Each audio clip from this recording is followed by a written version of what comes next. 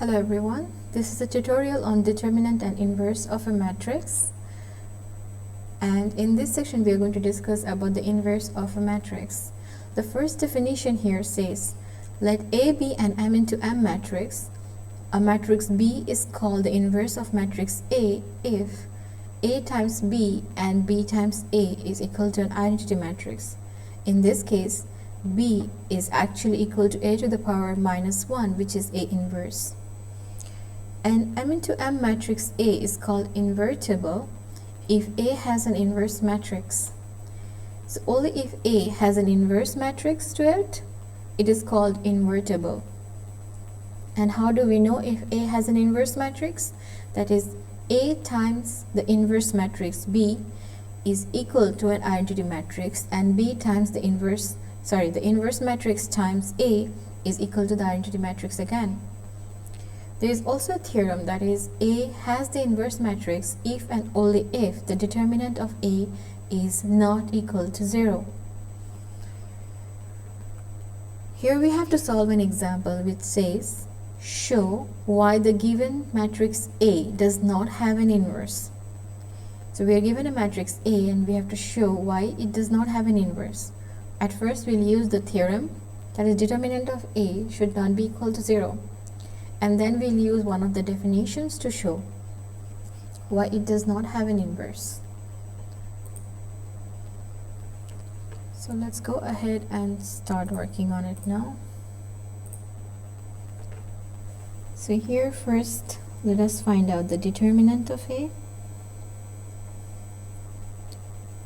That would be 2 times 6 minus 4 times minus 3, which is 2 times 6 is 12 minus 4 times 3 is 12, and that's equal to 0.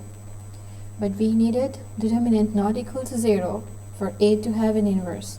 So this proves that A does not have an inverse. So we can say, since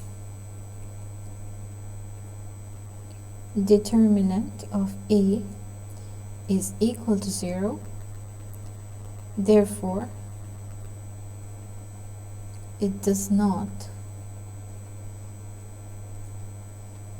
have an inverse. We can also show it using the A times B. The inverse matrix is equal to the identity matrix. So we take the matrix A, that's 2 minus 3 minus 4 and 6 here, times the inverse matrix, which is A, B, C, D. So it can be any elements here. It should be equal to the identity matrix 1 0 0 1 if it has an inverse. But we know that it does not have an inverse, so this will never be equal to the identity matrix. Anyhow, let's go ahead and prove that.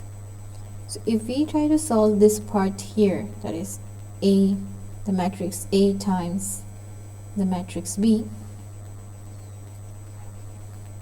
we will get here 2 times A plus, or we can just make it minus 3 times C, so the first row times the first column, and then the second row times the first column, which is minus 4A plus 6C, and then we have here 2B, the first row times the second column, minus 3D, and then the second row times the second row here times the second column here. That will give us minus 4B plus 6D, and this should be equal to 1 0 0 1 if there exists an inverse to the matrix A. So let's not take everything, but just let us take these two here elements. So how do we now equate this? You should know that every element here should be equal to every element here. That's what this equal to sign means, right? So every element here in this position should be equal to this position here. So the element here, which is at row 1 column 2, so let's say it C12, should be equal to this element here, which is also at row 1 column 2, right? That's how we know that they are equal. So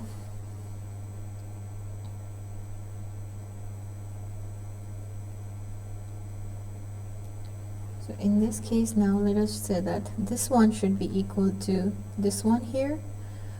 So we have 2a minus 3c should be equal to 1, and this element here, which is minus 4a plus 6c, should be equal to this element here, which is 0. Now what we can do is we can make this 2. So this is our equation 1 and this is our equation 2. Now we can make equation 2 the same as 1 by multiplying this into minus 1/2. In that case, equation 2 will be now minus 1/2, so we have 2a minus 3c is equal to 0. So here you can see that this part here says that 2a plus 3 minus 3c is equal to 1, and again here it says 2a minus 3c is equal to 0.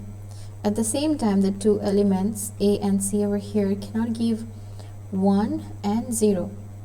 So this is a contradiction, right? So there is a contradiction here. It's not possible.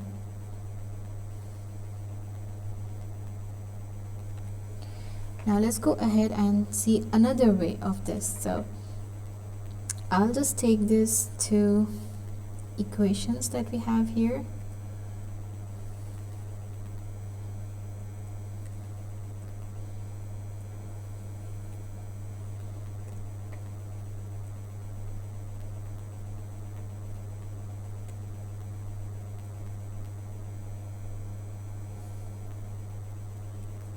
So we have equation 1 and 2, and now what we do is we take the equation 1 and we make, so from equation 1 make a as the subject of the formula.